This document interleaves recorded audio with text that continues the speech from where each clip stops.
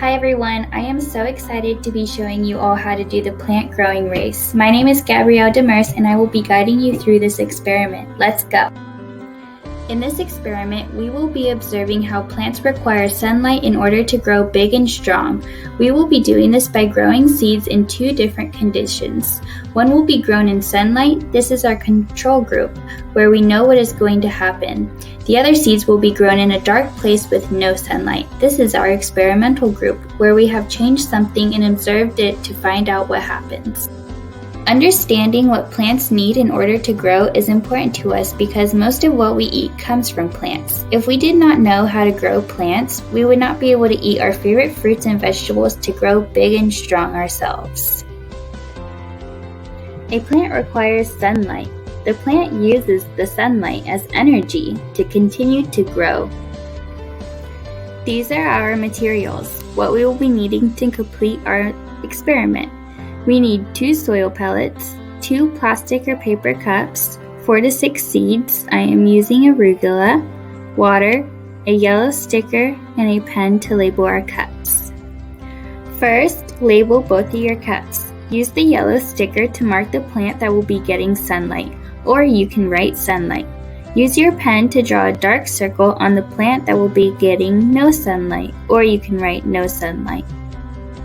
Next, put your soil pellets in the cup, making sure the opening of the pellets are facing you.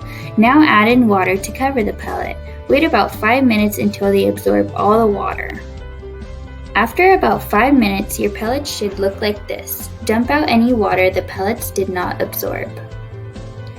Now, take your seeds and put half of them in one of the soil pellets and half of them in the other soil pellet. In the picture on the right, you can see the seeds sitting on top of the soil.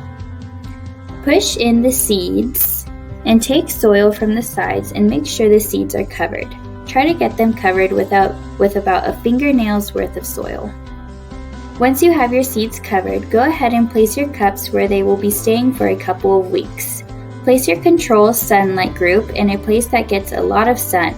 This can be indoors or outdoors. Place your no sunlight cup in a place that is very dark and will get no sunlight. Now, pause the video and turn to a partner. What do you think will happen? Talk about what you will think to happen to both plants, the plant getting no sunlight and the plant getting sunlight.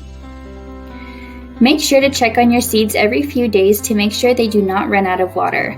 If you notice your soil getting dry, go ahead and add some water so that the soil is moist.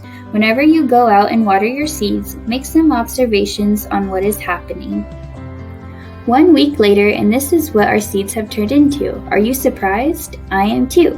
Pause the video and guess which plants came from the seed with no sunlight and which plant came from the seed with sunlight, and notice the differences. Now that you have come back, the plant on the left is shorter with bigger and darker leaves. The other plant is taller with small yellow leaves. The darker green plant has been grown with sunlight, and the tall yellow plant has been grown in the dark. Pause the video and answer this question. What would happen if we continued to grow the plants in the dark? These are the plants after 3 more weeks. As you can see, the plant that got no sunlight did not continue to grow, whereas the plant that continued to get sunlight continued to grow big and green. Plants require energy in order to grow. This energy comes from the sun as light energy. The light energy is absorbed by the plant through its leaves. This is why the healthy plant had bigger and greener leaves. The bigger leaves help the plant absorb the light energy, and the green leaves help to tell if the plant is healthy. This is shown in this photo. The seed that is able to get sunlight grows, while the plant that cannot get sunlight does not grow and is not healthy. This is similar to people and how they need to eat in order to grow big and strong. If people did not eat, we would not be able to grow, just like plants that can't absorb sun will not be able to grow. Pause the video and answer this question. How do plants take in sunlight energy? Now that you have came back, a plant takes in sunlight energy with its leaves. Pause the video and answer this question. How does sunlight energy help the plants?